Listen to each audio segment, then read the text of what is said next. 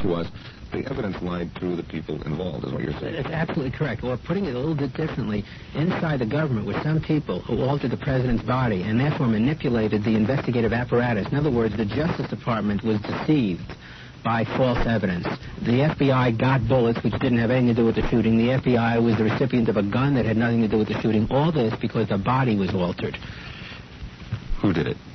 Well, you don't say that. No, I don't. My book is written in the form of a how-done-it, not a who-done-it. It's written in the form of to explain how a disguise functions so that someone can understand how information flowed in this case. But if a new investigation was convened, the way to start the investigation and going from the how to the who would be to trace the journey of the body like I did, but go one step further, to actually take depositions from the people who had custody of the body. And I must say that the buck stops with the United States Secret Service. Is General McHugh still alive? Yes, he's still alive, and I want to stress that he's a Kennedy loyalist and was probably stunned when he read this book, and probably will react. I mean, I'm going to have to speculate on this when I know of McHugh's behavior. He probably will not believe that anything like this could have taken place. Have you talked to him? Well, I interviewed him in connection with the book, but not since the book was published. But I know that he was a believer in the official version. He's one of those people who really believes in Mother Apple Pie and the United States government. I think he would find it incredible that he was the victim of a deception. He was a general. I mean, that's his bread and butter. That's what his training is. The government, whatever the government tells him, that's what he does, right? Yeah, but he's an unusual fellow. He's a very, very credulous person. I think he's a very soft-hearted person. He's sort of a softy.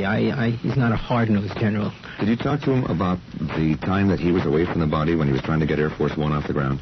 I didn't talk to him about... Well, he talked to me. He would tell me about that a little bit, but for that I relied on Manchester's book because that's described so vividly. What I was interested in McHugh was what happened at the front door of Bethesda and why it was that he wasn't aware of two ambulances and how admirals there were having a conversation with him and telling him they couldn't do an autopsy on the body, and he told me that went on for 30 minutes when we know from the other evidence the body's already in the hospital in the morgue. But do you have an idea who did it? Other than saying the buck stops for Secret Service? Well, that's a very powerful statement right there because I'm saying that Fidel Castro didn't have the body and Lee Harvey Oswald didn't have the body and the Russians didn't have the body, and therefore if the body went out of Dallas in one casket and arrived in another, that means there's some clique of officials in the Secret Service that have knowledge of how that happened. Now, whether that knowledge is innocent or not is something a future investigation would have to determine. For example, it may be possible that there are officials who would come forward if they were sworn and asked to testify about this and say, oh, yeah, we knew about two caskets. It was a security measure, just like Dennis David. But sooner or later, you're going to hit the point in studying this chain of possession problem, if an investigation was convened to do it, where you actually get involved with individuals who bear responsibility for this. Do you know where this alteration was done? No, I don't, but I think we should back up a bit and say that the body went on to Air Force One in the large casket. Mm-hmm. And when they casket... It did not come off in that large casket. That's right. It apparently did not come off. And therefore, since Jackie was always with the casket from takeoff on, down the line, right to the front door of Bethesda, an empty casket at the front door of Bethesda means an empty casket upon takeoff from Dallas. Mm-hmm. Therefore, by process of elimination, the body must have been taken out of that casket between the time it was put on board Air Force One at 2:18 in the Central Time and the time the plane took off at 2:47. And the reason the casket was unattended during a certain part of that time was that Lyndon Johnson was being sworn in at the front of the plane. So that drew everybody to the front of the plane. We have evidence, photographic evidence. Jackie was with him and Lady Bird at that time. Oh, yeah. I mean, everybody's at the front of the plane. It's in the period, as a matter of fact, preceding the swearing in. I explain why, because Godfrey McHugh went back during the swearing in, so it's after the casket's put on board, but just about 5 minutes before the swearing in, when there's a period where it's definitely unattended. Except by, I should say, Secret Service. That's when perhaps the switch was made. Where was... Switch? Well, let me say that that's when the body was taken out of the casket. It's not put in another casket. It's probably just put in a body bag and put somewhere else on board the aircraft. In other words, I don't say there's two caskets on Air Force One. Right. The body leaves the casket. How does the body get off Air Force One? Okay. Well, what happens next is the next thing we know about the body is it arrives at the rear door of Bethesda. The question is how it got to Washington and where it went. Well, we're assuming it got there on Air Force One. Well, I conclude that because by a process of elimination, I eliminate Air Force Two. Mm-hmm. I really thought in the beginning it just might have gone on Air Force Two, but I interviewed the pilot and the engineer, and nothing was put on Air Force Two before that plane took off, and it took off just behind Air Force One by a few minutes. I don't know of any other airplane, and so my conclusion is, well, was it on Air Force One? The evidence I found runs along the following lines: that there were radio transmissions from Air Force One to the Pentagon and the Situation Room, calling for an autopsy at Walter Reed Army Medical Center and making arrangements for an autopsy, quote unquote, under guard. Now, I don't know what that's all about. I used to think it was innocent confusion of the day, but these radio transmissions are very revealing if, in fact, the body was no longer in the casket. And there's other evidence pertaining to Walter Reed. Lyndon Johnson's secretary was making notes on Air Force One, and I obtained this information just before the book went to press. On a sheet of paper, she was making chronological notes, and when the plane landed, she was no longer using a typewriter. In her own hand, she wrote 5:58, arrive Andrews, body to Walter Reed. So I showed her the notes, asked her about it. She said somebody told her, she doesn't remember who. Yet, even though in original transmissions the request was for an autopsy of Walter Reed, along the way, plans were made to take the casket and, quote, the body, unquote, to Bethesda for the autopsy. Well, that's right. In other words, we no longer can assume that the body is in the casket because of this evidence, but that's right. The radio transmissions have, on the one hand, they're arranging for the body to go to Bethesda, but there's also radio transmissions about going to Walter Reed, and the question is, who's in charge here and what's going on. And when the plane lands, within 90 seconds, network tapes record the takeoff of a helicopter from right near Air Force One. And it couldn't be the helicopters on the port side because their rotors aren't even turning. So within 90 seconds of the arrival of Air Force One, a helicopter, in fact, I can hear 2 helicopters taking off. It's very, very clear. You don't need to be an audio expert to hear it. They practically drown out the network announcer. And I have to assume that that's how the body left the plane. Oh, I left out one thing, that the radio transmissions also indicate a ramp is to be put against the starboard side of Air Force One. That's the side we can't see on national TV. Yeah, there were calls for 2 ramps, one on either side of the front of the aircraft. That's right, and one at the port door in the rear. That's for Mrs. Kennedy. And also for the left. For the left, right. And the question is, what's going on the starboard side and the forwards, in the forward area? The other side of the plane, away from the camera. That's right. Away from the people. Right. 225-1190 is the number. We're going to go to the phones here in just a second. 225-1190 from Portland, from Salem 585-1190, and from Vancouver 256-1190 to talk with David Lifton. We have a lot more questions. There's a lot more things to bring out. Let's go to the phones, though, and see if somebody else has something that we've overlooked up to this point. Hi, this is Ed. You're on KEX. Could I talk and speak to Mr. Lifton, please? Sure. I got a question before I ask the question. Do you think there's a conspiracy in the death of JFK? Well, there's certainly a conspiracy in the death of JFK to alter the body. I just wondered because, I was about 22 years old, 23 when this happened, and it seemed to me like the whole thing was a comedy of errors. I mean, the investigation, the killing of Oswald before he could be brought to trial, and it seemed to me like we have a situation in which we have a man here, if we could begin at the beginning, in Oswald, who never did much right in his whole adult life. I mean, he was a failure. He got out of the service on some sort of a technicality, went to Russia, came back, and sort of a misfit here, and then he takes a rifle, which is not exactly a target weapon, and manages to kill the President of the United States in a moving motorcade. Look, he didn't kill the President. He didn't even touch the President if the body was altered. That's an appearance created in the evidence by altering John Kennedy's body. I should say that the reason for altering the body is to create a bogus connection between the gun and the crime. In other words, once President Kennedy's body is in the hands of someone who can alter it, you can create any story about who killed the President, and one that created in this case is that Lee Harvey Oswald killed the President. The best evidence in a murder trial is the appearance of the body showing how the accused, whoever that might be, that's right, perpetrated the crime. That's right. The body offers a diagram of the shooting to an autopsy doctor. And that helps determine who did it, how they did it, and why is another question. What the lawyer would call the basic facts of the case. Right. So if the body is altered, then that alters the complete perception of who did what, how, when, and where. To put it differently, if Oswald was alive today and his attorney had the evidence in this book that the wounds were different in Dallas and Bethesda, that the FBI reported surgery at Bethesda, that the body went from one casket into another, he could get him a new trial because he would have impeached the body as evidence. I think we should repeat, and I don't mean repeat because we didn't really bring this out. Your research is essentially on the medical evidence, not on the whole Oswald story. That's correct. It's not on the whole Oswald story. Well, your area of expertise is the medical evidence and the Warren Commission report, not Lee Harvey Oswald himself. I was understanding now when I was talking, but what I'm saying is that the connection between Oswald and his weapon is purely fictitious because he couldn't have did it with that particular rifle. Well, as a matter of fact... The point is the connection between Oswald and the weapon is real. It's the connection between the gun and the crime that's bogus. That's what's interesting, you see. Yeah. Well, and you also bring up a point, even though, as I say, you're not a specialist on Lee Harvey Oswald, you bring up the point that the weapon that he was shown holding, the weapon that was entered as evidence, was not really the weapon that he is recorded to have purchased from Klein. Okay, that's true. That's sort of a footnote to the story. I mean, there's a question of how much details, like putting the thing first under 10 power in a microscope and then you get under 100 power. Actually, when you look at it very closely, other pieces of evidence start to fall apart, too. But I didn't pursue that one. The Oswald story is another story. That's right. Okay. Hi, this is Ed. You're on KEX. Good evening. Hi. Am I on the air? Yes, you're on with David Lifton. Go ahead. Okay, first of all, I'd like to tell Mr. Lifton that I thought the book was very good and that it proved to me that his conclusions are, in my mind, true. Well, you've read the whole thing, too? I just finished it, as a matter of fact, tonight, just so I could be on the, so that I knew what he had said before he came on the air. That's a lot of reading, isn't it? Oh, I read 280 pages in the last 2 days. Oh, boy. Well, what's the question? I thought it was an excellent book. Well, thanks. What I'd like to find out, or make clear in my mind, is what do you think actually happened when the plane landed at Andrews?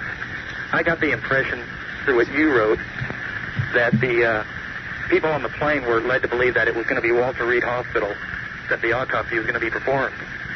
And in my mind, I kind of got the impression that maybe they, on the plane, believed that it was going to be Walter Reed, while the people on the ground, I don't know how to put it. I see what you're saying, yeah. Were led to believe that it was going to be Bethesda, and that the people, when they realized that it was going to be Bethesda, well, what I'm saying is maybe that the body was actually taken to Walter Reed, and the deception was in that the people on the plane thought Walter Reed, and then later they found Bethesda and didn't realize that the body had been taken to Walter Reed. No, I didn't get that at all. Even though there was some confusion early in the transmissions between the aircraft and the White House, those were quickly straightened out, that some arrangements had already been made by ground people, and the people in the air basically were told the autopsy will be at Bethesda. I know. It's not clear to me exactly who's... Marie Faber, for example, I spoke to her this past July. I think until the phone call, she was under the impression the body had gone to Walter Reed. It stuck in her memory that she had written that, and she didn't know why. So she said to me, well, didn't it? I said, no, it went to Bethesda. She said, oh, of course, I remember the Navy ambulance. I mean, things like that. When I spoke to General Clifton, one of the first things he said when I walked into his office before we set up the tape recorder for the interview, he said, to this day, I don't know how that change occurred. I mean, there's a lot of confusion there, all I'm saying, and I really don't have a specific conclusion other than the fact that confusion is indicative of something significant. But some of them, many of them perhaps, on the plane were aware that the body was supposed to go to Bethesda. Oh, absolutely, because President Kennedy was a Navy president, and therefore that's the hospital that he was. Somebody, in fact, asked Jackie where she wanted the autopsy. She said Bethesda. She said Bethesda, and yet Admiral Berkeley in his report said something to the effect, and I quote this, said, the arrangements were made to go to Walter Reed or Bethesda as the case may be. And that's a really weird, ambiguous statement. I don't know what that means or why he would have even a choice in the matter once Jackie had said. Right. Have you drawn a conclusion from the book?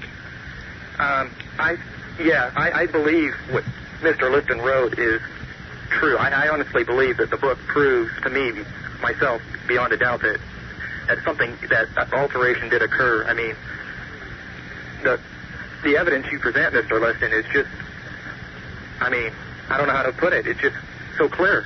And one thing that kind of got me through reading the book was how many people just refused to believe what you were proposing. Yeah, well, I'll tell you, one of the propositions that I think any scientist is aware of is that the more bizarre a hypothesis, or the more unlikely, the more evidence you need to prove it. There's no question that this is a very, very bizarre hypothesis, and so therefore the burden was on me to get as much evidence as I could possibly accumulate, or nobody was going to believe this. Well, I think you did your job on that. Well, I appreciate that. Now, you remember it from reading the book, Dennis David. Right.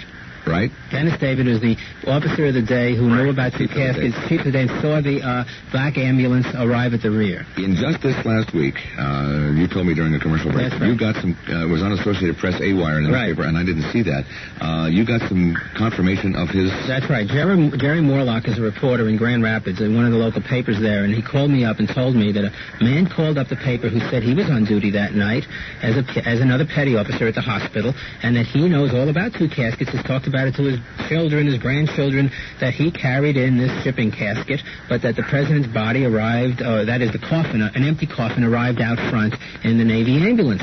So the people in Grand Rapids, the editor was rather conservative. He wanted to, really know that this man was there. He had him produce his original military records, and then they found two other witnesses who were able to place him at the loading dock. He eyeballed his graduation class picture. He was in dental school there.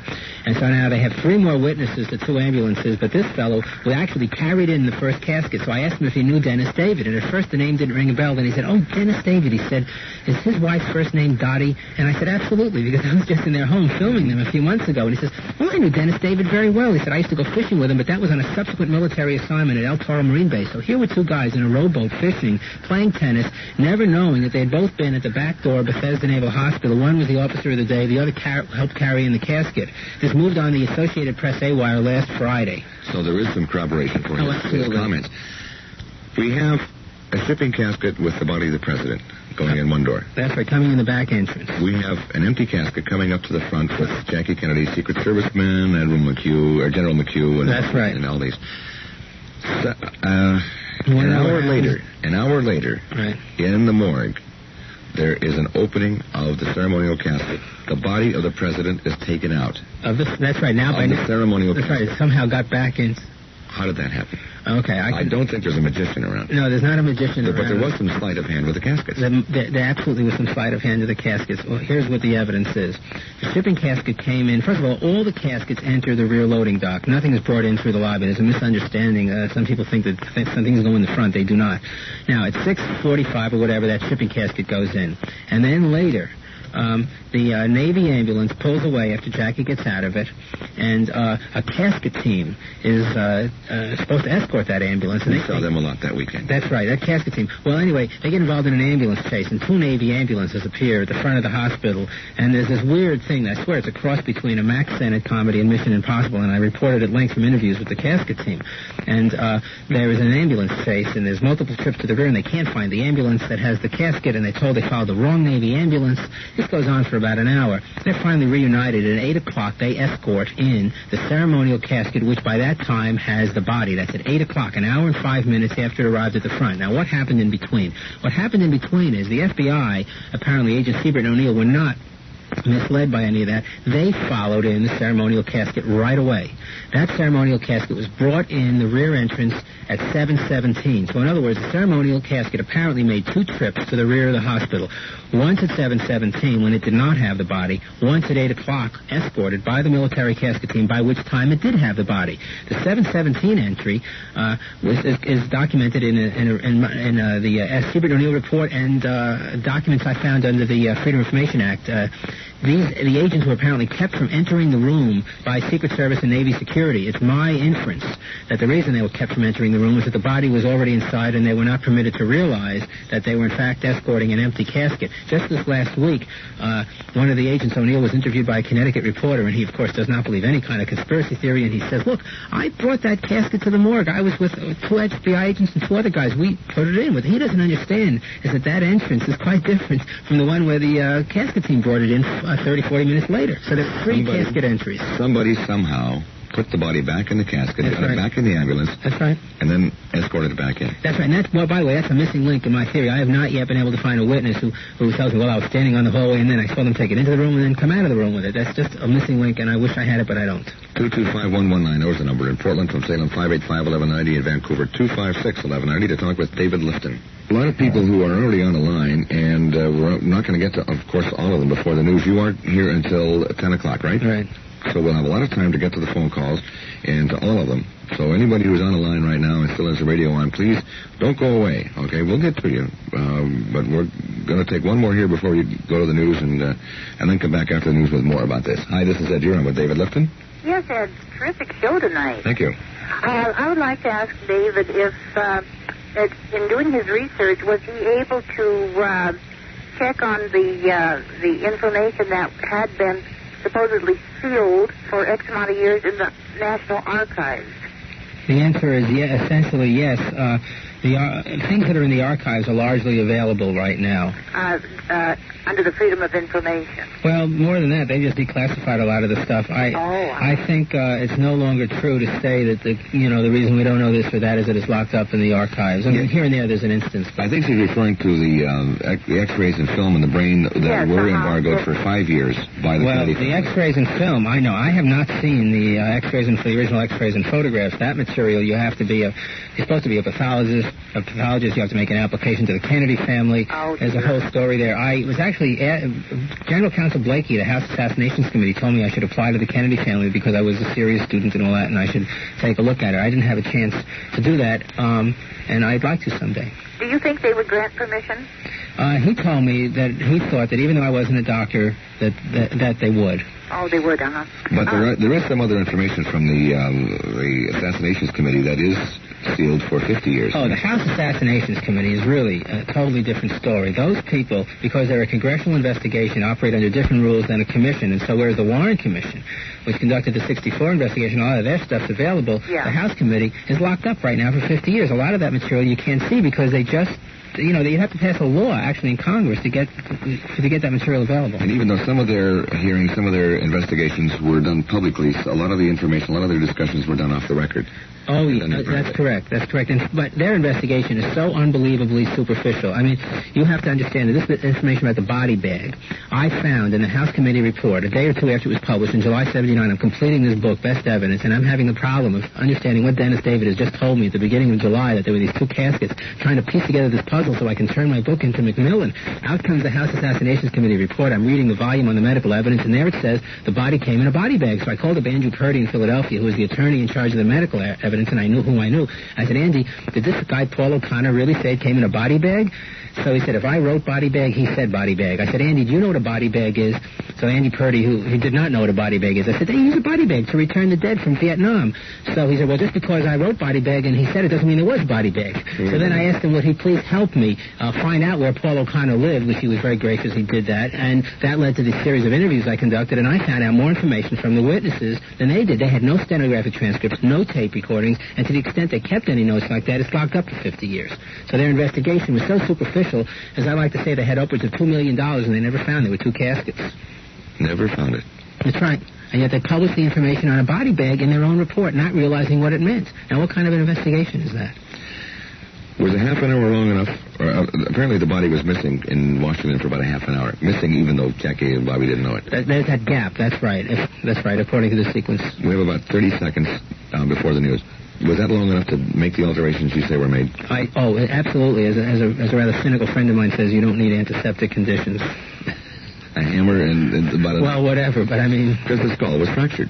That's right, like an egg. This X-ray technician talked about how... And there was a bruise at the bottom of the brain as if it had been struck from the top and driven down to the base of the skull. Well, there's evidence that there was a blow from above. That's correct. And I think the brain is missing, too, isn't it? Well, there's a whole story about the missing brain, yes. We'll come up with that after the news. Those of you who are on the line, hang on. We'll get to you after we find out what's going on around the world, around the country. Appreciate your taking some time. You've been flying around the country on Tom Snyder last night and Seattle today and Portland all day tomorrow and moving around and Larry King on Friday night. Yeah, that sounds like it. We carry Larry King, so we'll get to hear that, too, and see what happens at Mutual in Virginia. Of course, they were right at the heart of it there where most of this was going on. The question was asked off the air, and I think it's kind of an important one since we brought up the fact that, or the possibility, that the president's body was taken off Air Force One, separate from the ceremonial casket, possibly taken to Bethesda. That's a question mark. Possibly to Walter Reed. Pardon me, to Walter Reed. Right. While the casket was going to Bethesda. Right. If, in fact, the president's body were taken to Walter Reed Hospital, where this spurious autopsy and the alteration of the body took place, how far is Walter Reed from Bethesda? Well, what sticks in my mind, and this is in my book, is that it's a 5-minute helicopter flight. 5 to 7 minutes, depending upon the speed of a chopper. It's 125 miles an hour, 150, depending on what model chopper was used. And there was a report that one of the petty officers at Bethesda heard a chopper. Oh, there's a whole bunch of helicopter evidence, which I felt a little guilty about not dealing with at great length in the book. everybody I'd interviewed at Bethesda either knew about two ambulances or two choppers. It was very interesting, depending on where they were standing, and I was not able to put together the whole chopper story, but there was a lot of people who believe that President Kennedy's body arrived at Bethesda in a chopper. Exactly why they believe it, I don't understand. Paul O'Connor, for example, said he always thought it arrived by chopper. He heard the chopper land. I asked him, well, could he be hearing the choppers at the front of the hospital that brought in... There was a helicopter pad. There's a helicopter pad at the front, and there were one or two landings of helicopters there that I'm sure were legitimate. Well, he says, no, he couldn't have heard anything out front because he was at the back, and you can't hear a helicopter land at the front of the hospital from the back of the hospital. So he heard something at the back, and then some men rushed in with the shipping casket. On the other hand, Dennis David says it arrived in a black ambulance, and that's what this fellow in Michigan says. So, I mean, my own opinion is that it's very possible that chopper was used to bring the body to the grounds, and then a black hearse was used to go the last couple of thousand feet. That's possible. I don't know. But there's talk about decoy helicopters, just like this talk about decoy ambulances, and I think that's part of the story yet to be... It was fairly common knowledge at the time. Yeah. Among certain people in the hospital. Absolutely, yeah. And in fact, I discovered some documents under the Freedom of Information Act from the Army file about the times that choppers landed, and I really didn't have enough time to pursue that adequately, exactly when different choppers landed out front, and I'd like to, someday I'd like to do that. Yeah, we have a lot of calls waiting, but very briefly about the brain. Yeah. The brain was in the body. Indefinitely. There's no question about that. O'Connor says that when the body arrived and he opened up that zippered body bag, the cranium was empty. And Gerald Custer told me that they could put both hands inside the cranium, and that he wondered even about the purpose for taking the X-rays he was asked to take.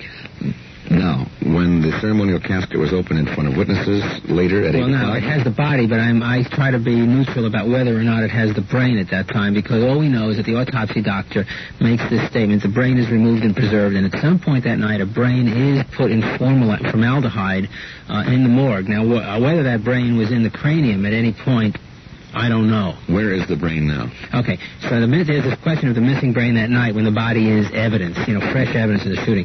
Now there's another question of the missing brain, but this is 3 years later when the brain is an archival item, and this I don't think has anything to do with the business of the missing brain on Friday night. This has to do with the Kennedy family and the fact that in a half year after the Warren Report was published, that is in the spring of 1965, the X-rays, the photographs, pathology slides, and the brain were given to the Kennedy family. In October 66, they donated the X-rays and the photographs to the archives under this restriction for 5 years, which ran out in 71. At that time, it was learned that the brain was no longer... the brain was not given to the archives. And at that time was apparently in formaldehyde in a stainless steel container. That's correct. And that brain, that's right. And that's the question of whether what the Kennedys did with the brain, or whether they were given the brain. I think they were given it, and the House Assassinations Committee really focused on this, and they couldn't find out what happened to the brain. It has, apparently separately from the discussion tonight, the brain has apparently disappeared. That's correct. That's correct. But that really is a different issue, remember, from what happened on the night. This may be the Kennedy family simply unwilling to have the president's brain put on display. The committee, in effect, concluded that the brain was, disposed of by the Kennedys. Talking with David Lifton, the book is Best Evidence. It's Best Evidence about what happened November 22nd, 1963. We're going to take the calls in just a moment. This is Ed, you're on the air with David Lifton. Oh, okay, thank you very much. Mr. Lifton? Yes? Several years ago, I was able to get a discarded set of the 26 volumes of the Warren Commission, and now I've heard that the House Select Committee had a 14-volume set, came out a couple years ago. Do you know what the price of that set is, and is it still available? I think it's available at the government printing office, and I think it runs about $5 to $7 a volume, but I'm not sure. You have to call Washington, D.C. government printing office and ask them, and I think they're all still available. Okay, and also, one other question. Do you know of any evidence linking Richard Nixon or any of his Watergate group, such as Hunter Sturgis, to the Kennedy assassination? No, I don't, and I never subscribed to the notion that there's any link between the Watergate. I sometimes felt during the period of Watergate that some of the Warren Report critics were taking the latest rogues gallery and trying to fit them into the assassination of 1963, and I really don't see the connection. It'd be awfully easy to turn it into a witch hunt if you really wanted to, right? Yeah, it would, yeah. Oh, okay, well, thank you very much. Yeah, I think there's enough blame on Richard Nixon for the things he did without heaping something else onto it. Hi, this is Ed. You're on KEX with David Lifton. Go ahead. Hi, I talked to you earlier, and I don't mean to keep anybody else waiting, but one thing I thought was kind of interesting was the relationship you had with Wesley Liebler, the Warren Commission attorney. Yeah.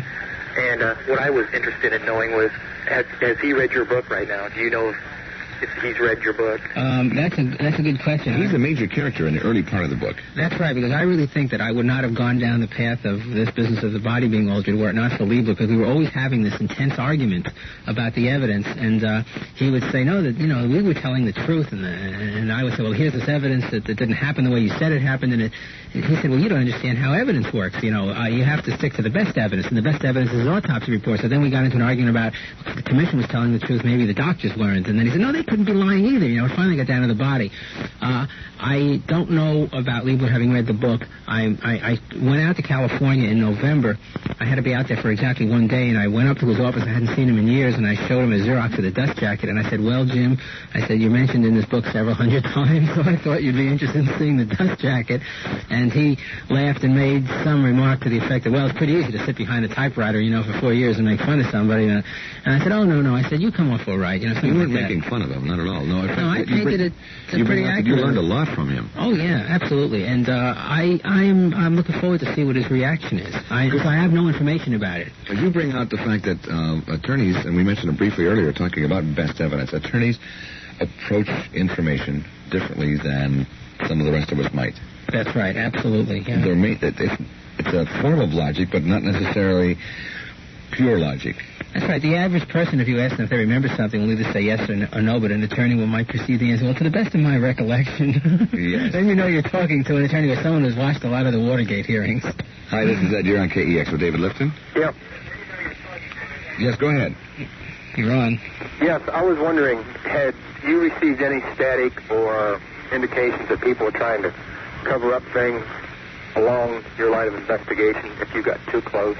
And if this is the case, do you feel that if you do pursue this farther, which I've got the indications that you might, that you feel any threat or anything to your well-being or your life? Well, nobody's bothered me yet, and I've never received any threats.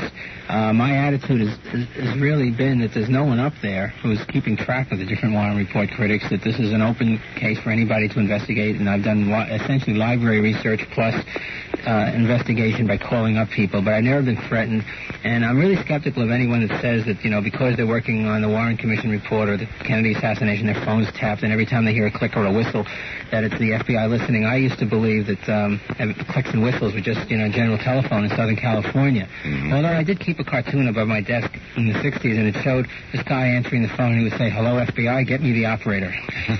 Did you? Yeah, I understand.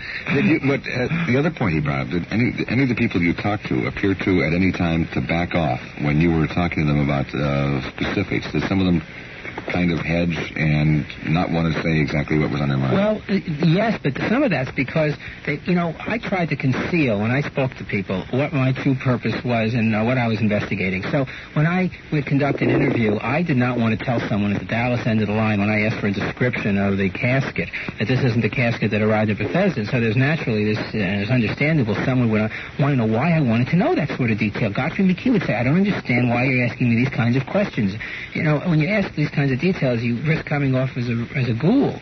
And I tried to minimize that and say, well, I'm just a scholar and all that, but it's very difficult. As far as official resistance, I could not interview Secret Service agents. I called up Secret Service. They're not going to talk. Those people, that's policy. No, you're not supposed to. Nevertheless, I managed to spend the evening one evening with one Secret Service agent in his home, and in another case, I got the wives of two Secret Service agents on the phone to talk about things. But that's the way it is. The Secret Service will not grant interviews, right? That's right. That's their policy. What about FBI agents?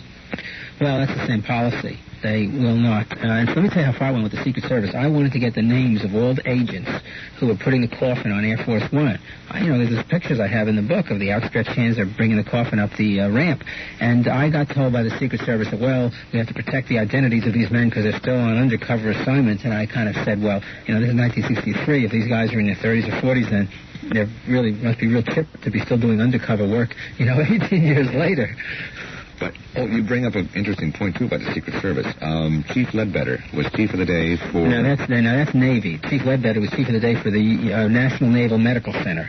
Which was the... umbrella command for Bethesda, right. Right. there were some Secret Service, quote, Secret Service, unquote, agents who went to him. That's right. That's right. At 4:30, Chief Ledbetter reported for work at National Naval Medical Center, and right when he came on, the Secret Service showed up in the office and, wanted to speak to the people in charge of Bethesda because they were arranging for the autopsy. We don't know who those Secret Service agents were. I'm sure.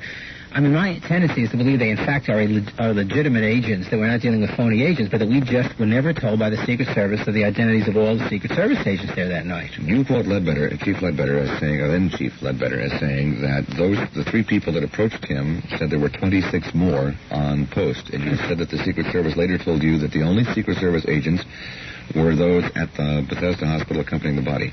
Right. That's correct, and that's a matter of record, that the only ones that are a matter of record are the ones, or this handful of agents who accompanied the body. Even though they may not grant an interview, and they would tell you that the only Secret Service agents of record were with the body. No, that's a matter of record, I'm saying. They never would tell me anything about that. They don't answer questions, period. The Secret Service is very close-mouthed. Could those total of 26 been Secret Service agents, and some of them around the body been... could those all 26 have been legitimate? Yeah, I think they could have been. I don't know whether Ledbetter was exaggerating or not. What I do know is he knew of three, and we know that when Siebert and O'Neill, the FBI agents, went to the rear of the hospital, Secret Servicemen prevented them from entering the room. Now, who were those agents? They're not the ones that were with the body because they're out in front. And the point is there are Secret Service agents around that hospital. There's somebody that kept track of people going and coming into the autopsy room. I quote witness Metzler. When he tried to get out of the room, they said he's not on the list. It's like a 1984-ish type scene. Who's keeping the list? Who's keeping this order not to talk file that I got under the Freedom of Information Act of everybody in the room who's signing this order I read before over the air that, you can't talk subject to court-martial. There are people keeping these kinds of records, and it was done that night. I don't know who these people are, I'm sure, but I assume they're Secret Service. I'd like to talk to them. I bet you would, too. That's right. Well, the retired Secret Service officials, if there were a new investigation, would have questions to answer on this score. Who is at Bethesda? Who is this contingent of agents? Things of that sort.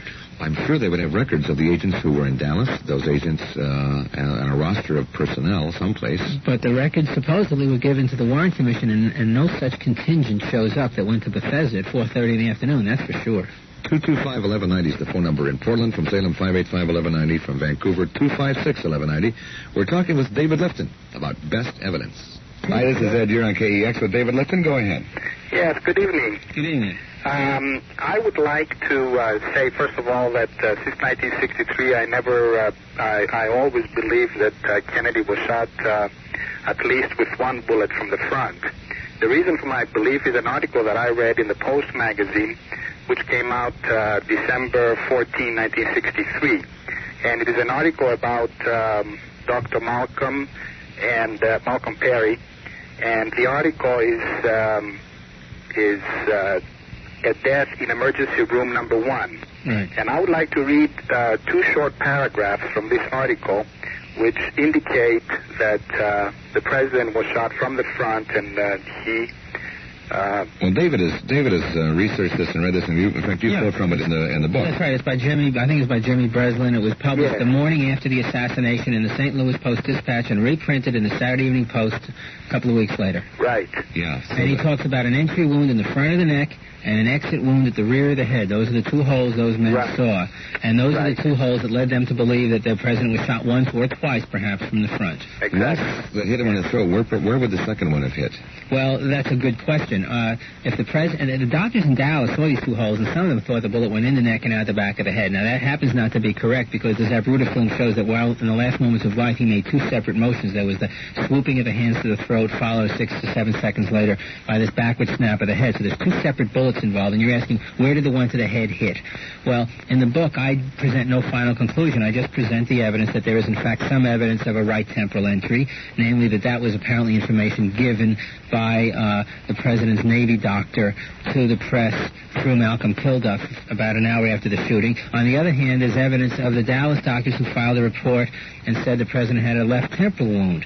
I think it's possible to conclude that he was shot from the left front or the right front or possibly both, and I'm not going to rule out both because, one of the things I've learned in this case is that when you have evidence of 2 things, you don't necessarily have to choose. They may both be correct. And we don't have a photograph of the head to show any wound on the in the temporal area. No, but at Bethesda end of the line, a diagram was made in the autopsy room, and there's a little notation in the left temporal area that remains unexplained. And so it's possible that he was struck in the left front. Dr. McClellan, the Dallas doctor, wrote that he died of a gunshot wound to the left temple. That's in the Warren report. The doctor in Dallas? Yeah, that's one of the doctors, and that was supported by another Dallas physician who thought there was Jenkins, who thought there was a left temporal wound, and Richard Dudman, the St. Louis Post-Dispatch, interviewed a doctor who said left temporal wound. So there's left temporal evidence. It just can't be dismissed lightly. With these discrepancies between the doctor's reports from Dallas and from Bethesda, why didn't the Warren Commission give them both equal weight? Well, the Warren Commission was composed of lawyers, and I think because they were composed of lawyers, they immediately went to the best evidence. The best evidence was the autopsy report, and with a wave of the hands, the Dallas observations were just dismissed. They weren't even taken. I mean, they just didn't even look at them. We're going to give lawyers a bad name tonight, David, if we don't watch it. That's right. Hi, this is Ed. You're on KEX with David Lifton. Go ahead. Ed, this is one of the better shows that you've ever had. Thank you. Very, very good. My question is, let's see, I got to get it straight here. What was to be gained by the alteration of the body? Was it to blame Oswald, and if so, why? Okay. And before you answer that, I have another question, and then I'll hang up. Okay. I've read that President Johnson had been approached by the Russians in Finland, and that he was involved in the assassination. Did you find out anything at all in your research about that?